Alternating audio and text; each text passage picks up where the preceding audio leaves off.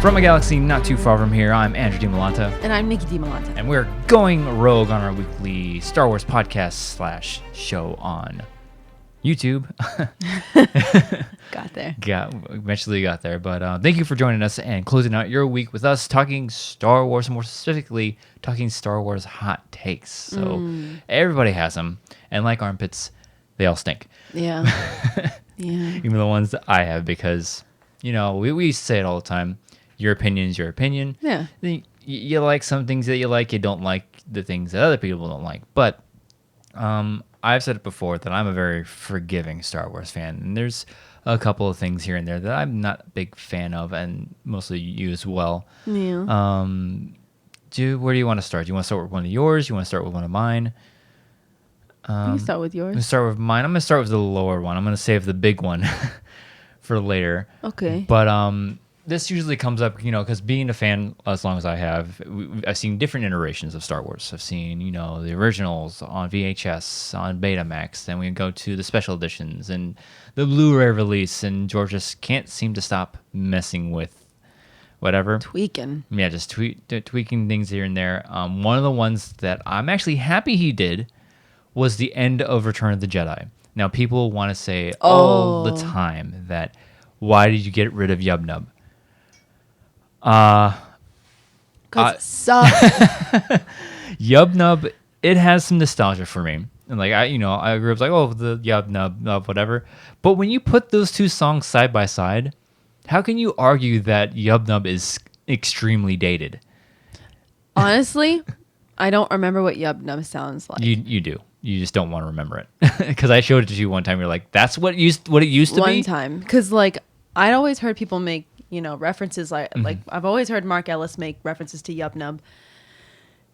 And I was like, what is he talking about? And so Andrew pulled it up for me one time. He was like, this is what the movie was at one point. And I listened to it and I went, that is terrible.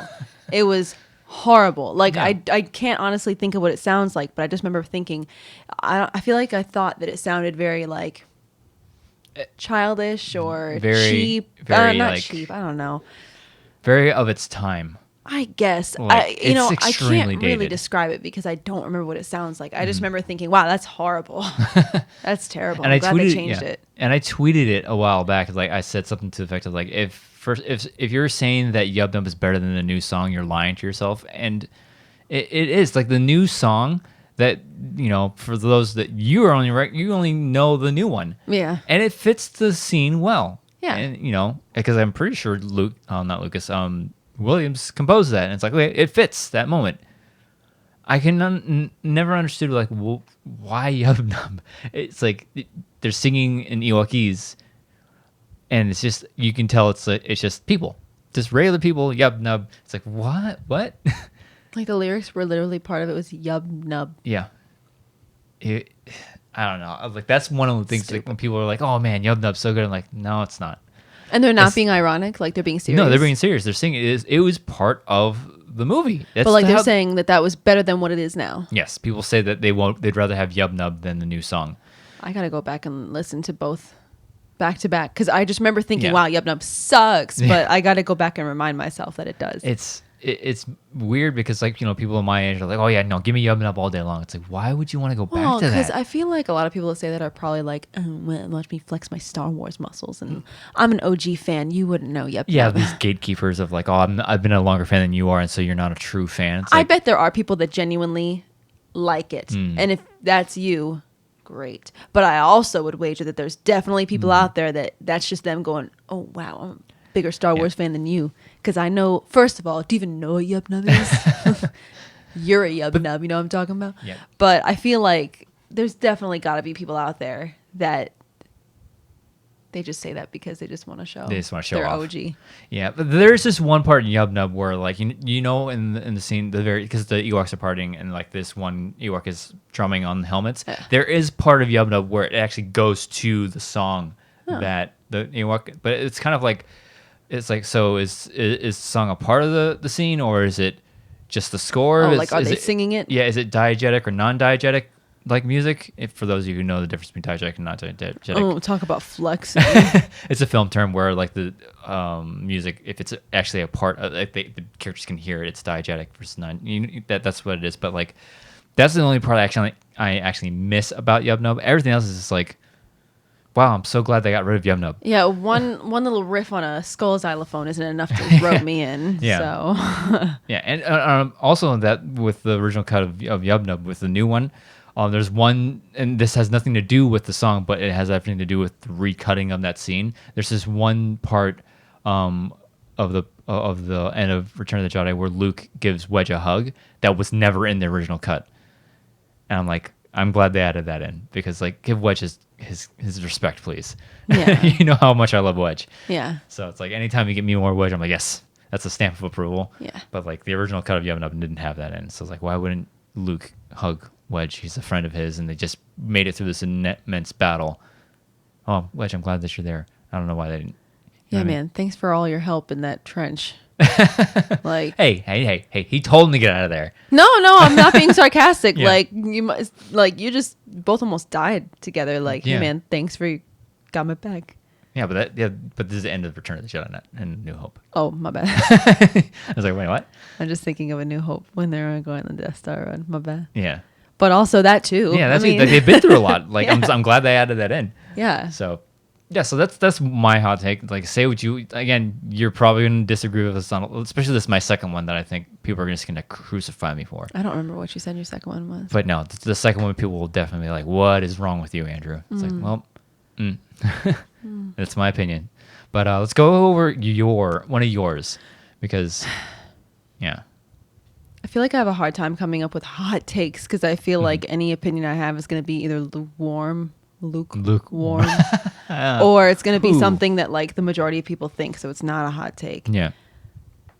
I don't like Ewoks that much. I love Ewoks. I don't know if that's a hot take. I'm not really a big fan of the Endor sequences. Like the whole Ewoks defeating the Empire type of thing. Yeah, it just feels a little forced. Like, I know stormtroopers are dumb, but like, wow. Yeah. And I was telling Andrew before, it feels very like Star Wars Home Alone-ish. Mm-hmm. Like, you know, in Home Alone, it's like, what is it, 9-year-old like thwarting two bumbling idiot adults.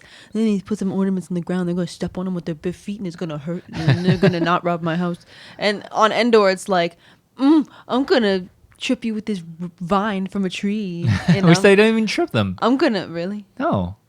Don't they? Oh, they hold up a thing and then a speeder bike. Yeah. Well, potato. And then they're just, you know, it's all that kind of, I don't know. It just feels silly to me. And their mouths freak me out. So I also just don't like that either.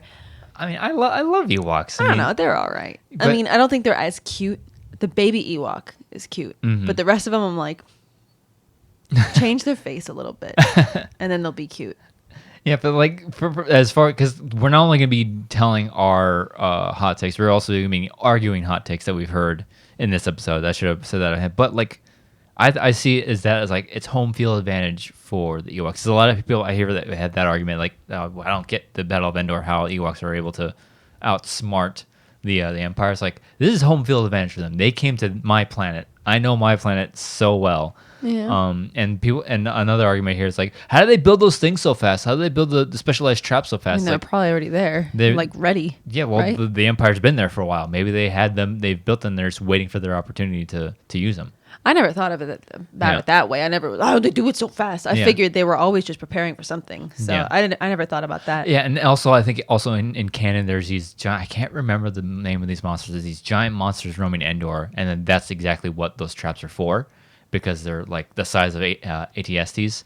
So that's how they. And then there's an actual like those cartoons, the Force.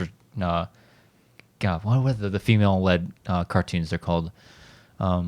Oh, I don't remember. Forces of Destiny cartoons. There you go. There's one with Luke and Leia, and they're helping the Ewoks fight off one of these giant monsters. So they're officially canon. They're little mini animations on Disney Plus. Yeah. They're fun. They're fun. They're fun ones. I like the other ones, the Star Wars Adventures ones. They reanimate the audio from the actual movies. Oh, fun. Those are awesome. I don't know if I've seen that. I was showing you one, and you thought it was pretty cool. The animation style is just, it's so good. Oh. But they're like minute-long little things, and I really enjoyed them. So what else? What were some of the things I was saying before? Mm-hmm. What was I saying before? I should have written stuff down. We always say that we need to write stuff down. This is a very loose show. If you haven't noticed, we don't have a lot of time to write things down. What was I saying before? Let's go ahead and go to another hot take that a lot of people have. Okay. With Ray, because Yeah. how our people that frequent our channel know how much we love Ray. Yeah, she's awesome. She's awesome, but the argument always comes up with Ray being a Mary Sue and all this stuff and stuff. And I think that was one of your hot takes that you wanted to sort of counter argue, because Yes. Yes, because I okay. So people argue, Ray's Mary Sue. Yeah. She had no training, and then at the end of the Force Awakens, she goes toe to toe with Kylo Ren and wins, and that makes her a Mary Sue. She had no training. How does she know how to wield a lightsaber? Derp, derp, derp. Mm-hmm. And I saw somebody make a point one time that Finn should have gotten. They really Finn got played in that Starkiller base forest fight because they go, Finn should have done better because he's trained his whole life as a stormtrooper and he's done combat his whole life from birth. And then Rey is this scavenger girl who barely even talked to anybody, and all of a sudden she's able to take down a Sith Lord because she remembered the Force and then decided to put in some effort. Remembered the Force. Remembered it was there. But my argument to that is my default argument to Rey being a Mary Sue, and how could she do that with no training? Burp, burp. My argument is, do you also think that it's, and I feel like I've made this point in some other way before on this show, but I'm not going to do it again. Do you also think it's ridiculous that 9-year-old Anakin Skywalker, 9-year-old baby Anakin Skywalker, with no training, he was a slave boy, no schooling, no Jedi training yet, and nothing, 9 years old, do you think it's also equally as Mary Sue-ish and ridiculous that he built a pod racer by himself at 9? Built a pod racer by himself at 9. Where did he? There's no YouTube. There's nothing. How did he build a pod racer at 9? Think about what you were doing at 9. Yeah. I was watching Star Wars. I was probably watching Spice World movie. Nowhere near. I can't even fold a paper airplane. And this kid is making pod racers. So do you think that Anakin's a little bit of a Mary Sue, in his beginnings? Because obviously he got trained to become a Jedi and he went through formal training. But are you not angry that a 9-year-old built a pod racer, entered a pod race with a bunch of aliens, one of which is actively trying to kill him throughout the race? And at one point, isn't he spinning? Yeah. Anakin, 9-year-old Anakin, is spinning in a pod racer that 9-year-old Anakin built, spinning, and then he uses a big long magnet to grab a hose, put it back here, flip a bunch of switches, and then and then he's back into the lead? Like, you kidding me?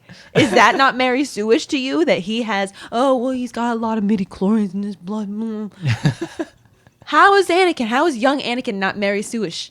Yeah. So I wonder if people that feel that way about Rey maybe saw young Anakin and were like, how's this kid so powerful? Nobody's even trained him yet. So that's what I wonder. Do you, if you do agree that it's equally as ridiculous, then I don't know what to tell you. Then you probably shouldn't. Star Wars might not be for you. But I just think it's silly, and I wonder, and I don't mean to go here, but it makes me wonder, are you just mad that it's a girl?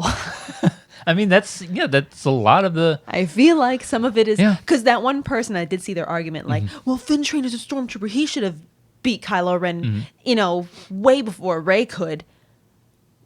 Are you just mad that's a girl that beat him up? The dude beat... I mean, that a dude got the beaten way, and she didn't? The way the world is now, Yeah, it's feasible, but like my argument has always been for like, why is Rey so good at fighting? It's like she's a scavenger, and obviously she carries that staff around not just for looks. Yeah. She has to beat a couple people on a day-to-day basis from stealing stuff from her. Yeah, and I saw somebody argue that the way that she used the lightsaber is kind of the way reminiscent of holding a bow. Yeah. Like the way you would fight with a bow. Yeah, I mean, those are people just like nitpicking and everything, but like just think of it for a second. You're a petite little girl on a desert planet that has to scavenge for a living, and the part of scavenging is stealing stuff off of other people. You got to defend yourself, and then also when you get to the Last Jedi, when she's shadow boxing that rock, she looks really good with that staff. Yeah, and she looks really good doing it. So like, and that there was basically no time span between the two movies. So that's just showing. I think that's just Johnson reiterating like, this chick can fight. This chick knows what she's doing, and also the reason she beats Ren is because she fully trusts the Force to take over at that point. She lets the Force guide her into beating him, and also we've also talked about this in the past shows too. Is that Kylo Ren doesn't, there's not a point in that fight where Kylo Ren isn't in full control of the situation. Yeah, he's in full control of that fight, because there's times where Finn tries to go for a swing and he's like, oh, nice try. Oh yeah, no, he was toying with him. Completely toying with him a lot. Rey is running around for pretty much 80% of that fight. She's running away. She's evading, running away from Kylo Ren. The only time she ever has the upper hand on him in that fight is when she allows the Force to take over. And I do believe that part of what helped her was not only that, but also I don't think he was expecting her to fight back at that point, so she kind of had the element of surprise. He's also maybe a little tired because, I don't know, he just fought somebody else off, and he got shot with a blaster, and he just got hit by a lightsaber, and he just killed his own father, and he's feeling kind of weird about it. Yeah. So maybe he just got knocked off his kilter a little bit, and she got the upper hand. That's how fights work. Yeah. Like, if you're able to kind of bob and weave with your enemy and catch him off guard, that's how a fight works. And we also saw her fight off two dudes in that village on Jakku. Yeah, and it wasn't the most like spectacular fight, but she did it. Beat the piss out of him. As long as you come out on top. She's scrappy. She's scrappy. She's a scrappy chick, man. I mean, I wish that I had more time to really formulate a better argument, because I feel like there's probably other stuff that like Luke has done or whatever that would make you go, well, wait a minute. But I mean, we've already talked about this to death, like on other episodes. But I think another hot take you had revolved around another female character in the sequel trilogy. Yeah, and that's Rose Tico. Yeah, and I feel bad saying it, but I feel like, I know that when The Last Jedi came out, Kelly Marie Tran had a lot of backlash from fans. Unwarranted backlash. Way unwarranted. People didn't like the character, so they took it out on the actress, which is so stupid that I almost can't even comprehend it. The fact that you are not able to separate reality enough to be like, oh, wait a minute, she's not Rose in real life? Like, why would you go after the actress in real life? And also wasn't the fact of, they didn't like the character. It's just people being dumb and attacking her her appearance and all that. It's like, ridiculous. It's like, do you have nothing better to do with your life? I mean, ridiculous. This poor girl gets a great part in one of the biggest franchises in history, and she was so totally excited about it, and then social media idiots just have to ruin her experience. Yeah, I mean, secondary, tertiary character, whatever, still the role of a lifetime. Yeah, I know. It's like, I'd be happy just to be a pilot that dies in a battle. Yeah. You get like a second screenshot, I'm like, oh, I'm hit, and that's it. Yeah. I'd love to have that part. That'd be great. But yeah, all due respect to Kelly Marie Tran, because I don't have any issue with her as a person. No. She's probably a very beautiful, wonderful person. She seems like she is in any interview I've seen. But I am not a huge fan of the way they wrote Rose. I feel like she could have been used better. But at the same time, I'm not sure. I don't really know what potential she had, because they never gave her direction. Yeah, they never gave her a real chance to shine. They never gave her like, ooh, here's my key to your puzzle. The biggest key that she held was her Hazian smelt. Yeah. Oh, yeah, that's a good point. That was the biggest thing that she really had to offer. But I want to know, what does the character have to offer from within? Like, I mean, how are they going to grow? How are they going to change? How are they going to contribute? And I just feel like they didn't give Rose any opportunity to do any of those things. So it's like, what even was the potential that I was hoping to see? What does she even have to offer? So I wasn't the biggest fan of Rose, especially in The Last Jedi. And they in the Rise of Skywalker, it was kind of like, hey, I gotta stay back here and study. Yeah. Sorry. Yeah, and we've talked about this before, how a lot of our scenes got cut from The Rise of Skywalker just because of time. For time's sake. But also for The Last Jedi, it's like, because their part of the story is the part of The Last Jedi that I'm just not like, why even bother with that? Because it just didn't seem to go anywhere. And a lot of these people have arguments like, friends of the show would say like, oh, I like that part of The Last Jedi because every time, in these movies, the heroes seem to succeed with their missions. And it's like, this shows like something that they fail at. It's like, Not really. I mean, it does and it doesn't, but it's like, well, I get it, but along the way, show me development with the characters. Show me like things that they learn along the way. And Finn sort of gets a little bit of mention. It's like, oh, he don't either don't join. Like it's just all war machine. It's all a machine. Yeah, it doesn't matter. Brother. It doesn't matter what side you fight for. It's like it's gonna just keep this like circle of like war and like profiteering and stuff. It's like, doesn't matter because it's just a machine. I would like to see something like that for Rose. It's just there wasn't anything in this storyline. It's like, all right, this is what Rose is here for. It's like, well, now Rose is here just to have somebody for Finn to talk to. Like, I wanted to see her do more. They just didn't give her anything to do, and it makes me sad because I want to like the character. I just don't. She didn't really have much to. The way they wrote her in, it was just kind of like, here you go. Here's another girl character for you. Yeah, and I would be remiss to not add another, because you're only familiar with Rose with the movies. She does have this part in a prequel book that leads into The Last Jedi, and it's just a bunch of it gives you a backstory about Rose and Paige and where they come from, and it also explains, like, because a lot of people have a big problem with, like, well, where were those big resistance bombers for Starkiller Base? You just fly those in there and just boom, there it goes. They're all gone. The reason that the bombers couldn't be there because they were off on another mission. That's where this book takes place. And then also Rose has a big part in developing technology for the bombers and cloaking and stuff. The technology they use for cloning their ships. See, that would have been cool to see. Yeah. It's like, but you don't get that unless you read that book. So it's just another. Read? Yeah. I don't read. But like, yeah, because like how they say, like, when they lead the Radis and they like the 30 ships are cloaked and they don't see them. That technology was developed by Rose. You don't get that unless you read the book. Yeah, well, we could have spent time not in Canto Bight and with her doing cloaking stuff. Yeah. That would have been much more interesting. Yeah, especially for the character, because I don't know. I would like to see more from her, but I don't. Me too. I don't see them revisiting this character. One, because nobody really liked her, and two, is like, if you do anything with her, you got to do things past Rise of Skywalker, which I don't think they're focusing on right now. Yeah. So unless you go backwards again. I also found it kind of odd that they made her and Finn kiss and then never talked about it again. Yeah, that was another like development. It's like, okay. Like, I'm trying to save you, dummy. And then she kisses him, and then you never hear about it again. They never...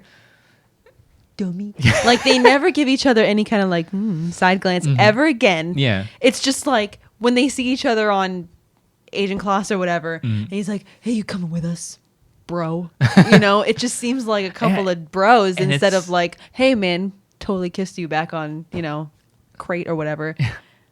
It's a friendship kiss, though. And it's another book thing where they like, it's just like the canon writers are like, well, they did this with the movie, so we have to explain that in between. So there's this book in between About them kissing? Yeah, and it's Finn is like, no, it wasn't. It was just them, like, Finn in his head. It's like, oh, there's something there, but we're too busy to worry about that right now, and it just sort of fades off. So, from what I remember, I think it was Rise of Resistance. Underwhelming as I thought it I think would it was Resistance Reborn, or one of those Resistance books that I thought it was fine. I didn't love that book.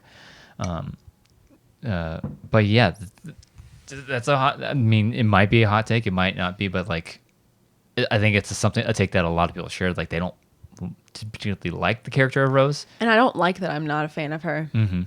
It's a hot take on your hot take. Yeah, I'm just mad at myself about For not it. liking it. Well, the way you say it's like, yeah, there's not much to the character. Yeah. How do you expect me to like this character if there's nothing there? I'm given nothing to do. Yeah.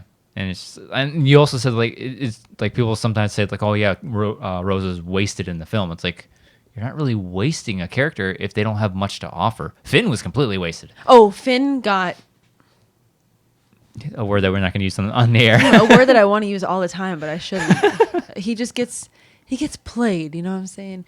Yeah.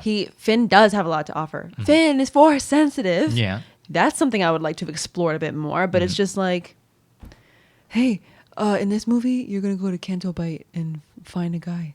And Rise of Skywalker, you want to learn how to ride a horse? Cool. Cool. Like One lesson. one lesson. Oh, and then also you get to have a feeling or two. Like, cool. That's cool. Thanks. Yeah, no, I definitely thought Finn was wasted. And it wasn't John Boyega. It was whoever wrote it. It was the writers. Yeah, the writers just didn't seem to know, because like I would argue that like JJ had this plan for Finn. It's like, all right, Finn, here's this character that we can do a lot with, and then Johnson's like, I'm not interested in that character. I want to tell this story, and then it's like, I have this for them to do. I'm not really worried about them. I'm going to worry about this character. Yeah. And then he just sort of got pushed to the side on this side mission that really didn't matter. And then JJ comes back. It's like, well, I got 2 hours to explain it. I can't focus it on Finn, so this is what we can do with him. Yeah. So it's just unfortunate that, and John Boyega does a great job with Finn. He does fantastic. I would love to see more. Oh yeah, and so yeah, so those are the hot takes. So any other hot takes you want to like sort of counter argue before I get into my second hot take? And it's not a surprise, because if you frequent this channel, you know what my problem is with this. I'll just throw in one thing. I don't think the Clone Wars movie's that bad. Yeah. It's not that bad. And I think it leads to another one of your hot takes. That I think battle droids are the best. And they're hilarious. Not just in Clone Wars. You've been going back through the movies and like, that's funny. Coruscant. That doesn't compute. Wait, you're under arrest. Yeah, no, they're hilarious. I wonder how many people are like, oh my God, I hate battle droids. They're so annoying. I think a lot of people hate the battle droids. I love them. I need more. Like every time we watch the Clone Wars, it's like, yeah, I could see why they're hilarious. I also saw a clip of Rebels. Yeah. And it's anticlimactic too. But there's just like the couple clips of like battle droids from Rebels, and I'm like, that almost makes me want to watch Rebels. But yeah, they're hilarious. Well, you should start watching the animated series Clone Wars, because there's a lot of moments like that. Maybe. But yeah, no. Oh no! I think you're thinking of a moment from Clone Wars. I think it's like the second episode in. I just got promoted. Yeah, it's when Yoda's in the tank and he's cutting him up. Yeah. Yeah, there's a lot of moments like that. You should start watching the animated series. Yeah, no, but Clone Wars movie, not that bad. I'd rather watch it over episode 2. Yeah. So the Clone Wars movie, hot take, not very, it's not as bad room as temperature take. It's not as bad. It's not as bad as everybody says. The more I watch it, the better it is for me. Because I can tolerate it now. As long as you view it as a long episode of the series, it's fine. Hot take, not really a fan of James Arnold Taylor's Obi-Wan. Really? Wow, that is a hot take. Is it? I think he's fantastic. It is a little played up because for the show. Yeah. Like he could I think he's done for it the movie. Huh? Or for the show? For the show, he veers off a little bit because you want to make his character your own. You just don't want to be doing an impersonation of Ewan McGregor. But like I think I can't remember where I saw this clip, but he did adjust his voice to be more like Ewan McGregor, and it's pretty freaking close. In the show. No, he did this for like a convention or something. Oh. Or some kind of interview. He actually did make his voice sound more like Ewan McGregor, and it was really close. But he has changed it because it's like, oh wow, they got Ewan McGregor for the show. It's like, no, I say that like it's fine because you make the character your own. And understood. So, but wow, you don't like James Arnold Taylor's Obi-Wan? I mean, not that I hate it, but I'm like, I listen to it, and I'm like, it just sounds like somebody doing an impression of Obi-Wan. Yeah, and I get that, but it's all right. Wow. That one actually caught me off guard. Like, wow, you don't like that? Wow. Yeah. When he's like having that little meeting with Loathsome, I'm like, he's very like snippy and like cheeky with everybody. He is. I And don't know. It's just I wish I could give you an example of Do you like think a it's- line he says. Do you think it's more the situations that just doesn't seem like Ewan McGregor? No, it's or the way the he voice? talks. It's his like I don't know his cadence or his tone. I don't know what it is, but I think it's a little too. it's high. a little too Yeah, it's a little too bouncy. A little too bouncy, and McGregor talks back of his throat. Yeah, a little bit more wiser, deeper. yeah. I think that's probably It's what it just a little too. Yeah, I can see that. Oh, Anakin. We should have a cup of tea while we discuss negotiations, General. I can see that. It does. I think that's a lot of problems people have with the Clone Wars movies. That Obi-Wan is a little too chipper sometimes. Yeah. He straight up flirts with Ventress a lot of the time. Oh, you have to do better than that, my dear. Yeah. Yeah. And then Anakin like, Ahsoka's like 13. Oh, and they're just Chill. basically yeah. Easy. Like, dude. Did you forget about Padme? You know, the love of your life that you go insane for? Yeah. Okay, then. Yeah. Kill most of your comrades and your fellow Jedi over this one woman. Yeah. Anyways, where'd you want to go? So I think we'll go ahead and talk about my hot take, my second one. And I've talked about this before on the channel, and it's the throne room scene from The Last Jedi. Now, let me preface it with this by saying, well, let me just say it, that I think the fight scene itself, not the scene, but the fight choreography and the fight itself is overrated. People hail it as this amazing thing. It's like, oh, it's so great. Yes, the moment is awesome. I got chills when I saw it in theaters. The cinematography is great. The editing is on point. Everything cinematically about that scene is fantastic. The fight itself is overrated. Choreography. The choreography is so unbelievably painfully basic.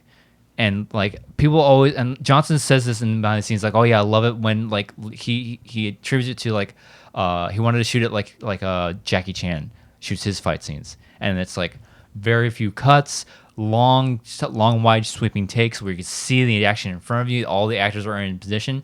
The problem is you have actors that aren't trained to do a lot of the stuff that they're trying to do. So.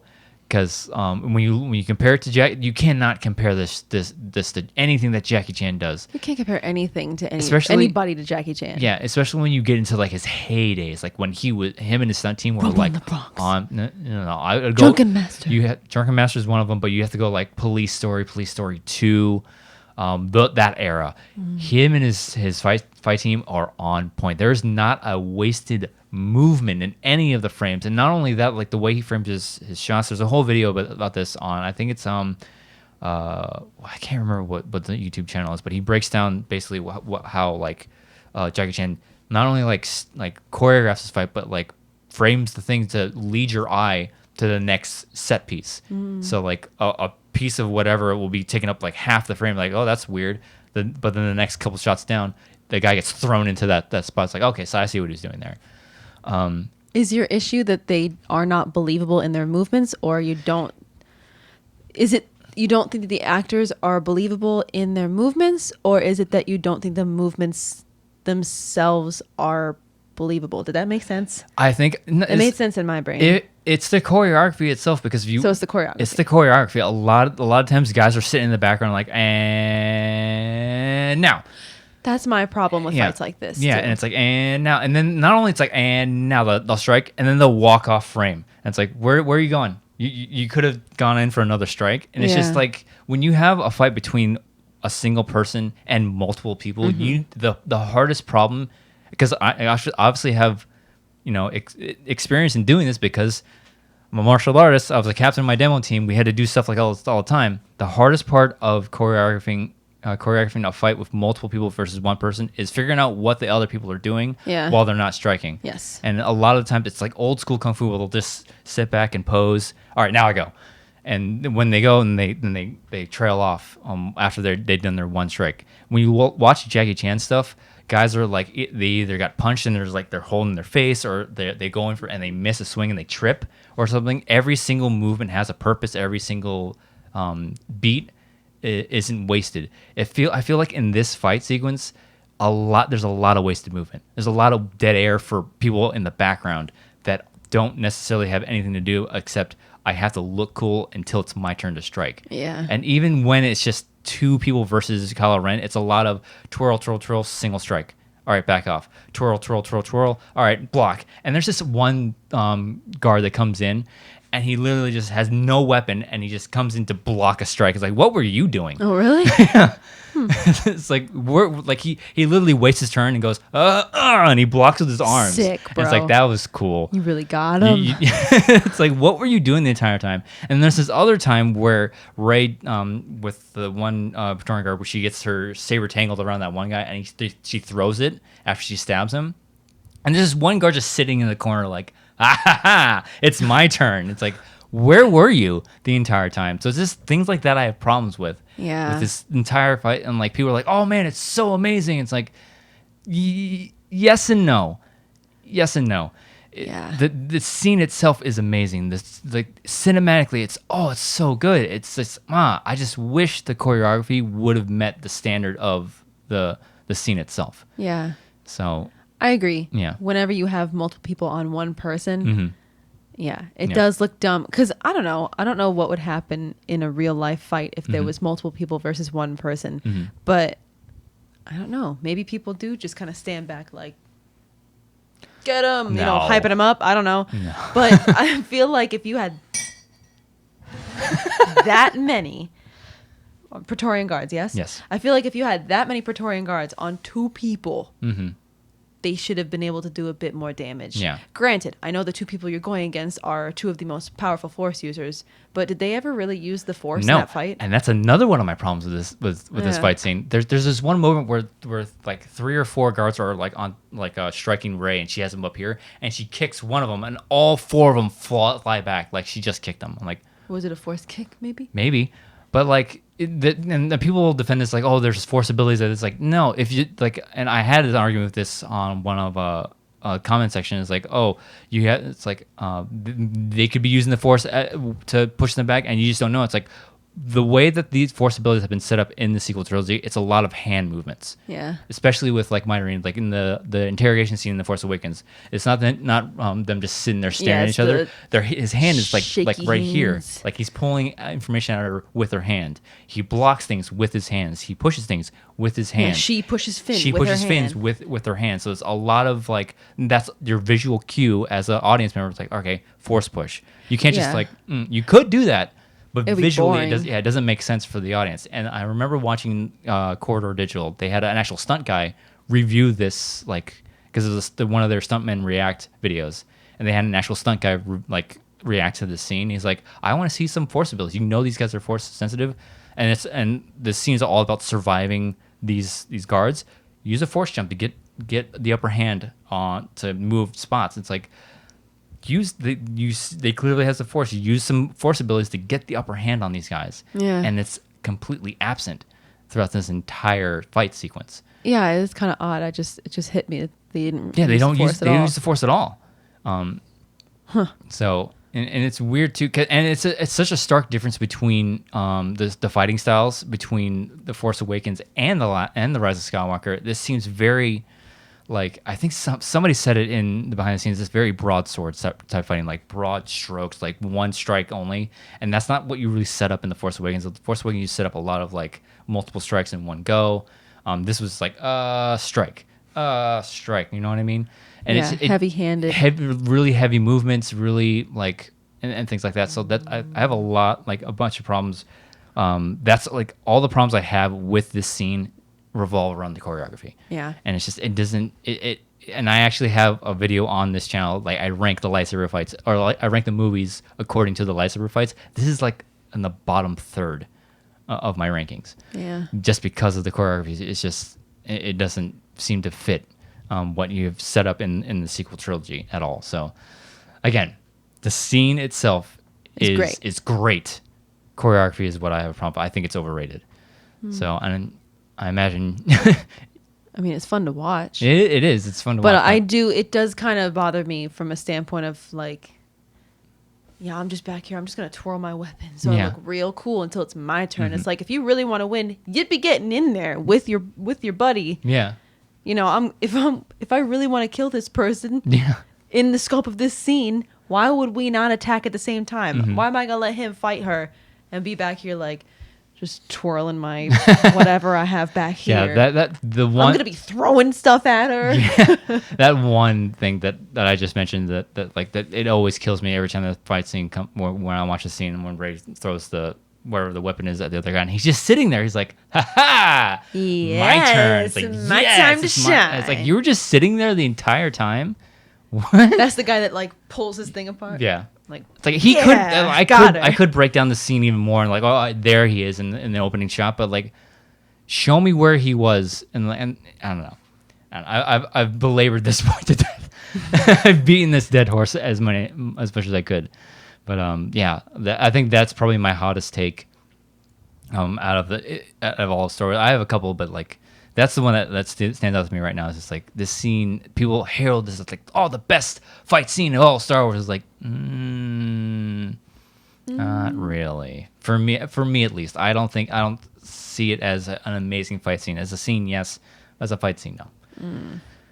So yeah, that was my little rant on that. But I think we'll go ahead and end on that note, so I don't like keep dragging this out as much, and give you a headache for me. Just like I hate this now. No, because we like to be and try to think of ourselves as positive Star Wars fans, which after this might seem like we were complaining a lot. Yeah, but you know, no, but we can pick everything out that we've said before out of all of our little like hot takes and see the good side of it. Yeah. Like the one that I just said, like the scene is amazing. It's shot brilliantly. Yeah. The editing is awesome. Rose Tico is there. I really want I Rose wanna to like do her. more. I want her to have a purpose and a role. Yeah. They just didn't give it to her. Yub Nub is a big part of my childhood. I can't argue that. When I hear it, it has some nostalgia, but it's just I think the new I don't have much to say about yeah that the one. newer song is better. I think. Yeah. Just because, you know, Yeah. being a positive Star Wars fan doesn't also mean that you think it's flawless. Yeah. That's a good. It point. has flaws. I mean, Andrew is the largest Star Wars fan that I'm aware of personally in my life, and even he doesn't think that Star Wars is without any single flaw. Oh no! Obviously, there are some flaws in movies. Maybe we'll get to So. those when we revisit because I want to start doing a lot of those other revisiting films in future casts. But we only have so much time today. Yeah. So I think we'll go ahead and wrap this episode of Going Rogue up. Let us know in the comment section below if you agree with any of our points. If you have any counter arguments, let me know your hot takes, or let us know your hot takes on Star Wars because we know the fandom has them. Oh, yeah. Oh God, do we know the fandom has them? Oh, yeah. So let us know in the comment section below. But with that, I think we'll wrap the show up. Nicki Dimalanta, where can they find you online? Twitter. You can find me on Twitter at Dimmy, DIMMMYYY. As for me, you can follow me on Twitter and Twitch at Drew Dimalanta, DIMALANTA. And if you were watching us on YouTube, which you probably are, awesome. I don't know, maybe not. Find us on YouTube and like, comment, subscribe, and hit the bell icon so you can see when we do things on YouTube. If you're listening to us on audio form of the Beyond the Schmodown podcast feed, go head over to Apple Podcasts and rate us, please. It'll help us and support the channel tremendously. And if you want to support us other than just liking, commenting, and rating, head on over to patreon.com/Andrew and Nikki. Become a member of the Squadron. We didn't have any Squadron topics today. People are busy, I imagine. But we did decide to open up the topic submissions to Squadron officers. So everybody $5 tier and above get to dictate the weekly conversation. We'll just get to them when we get them.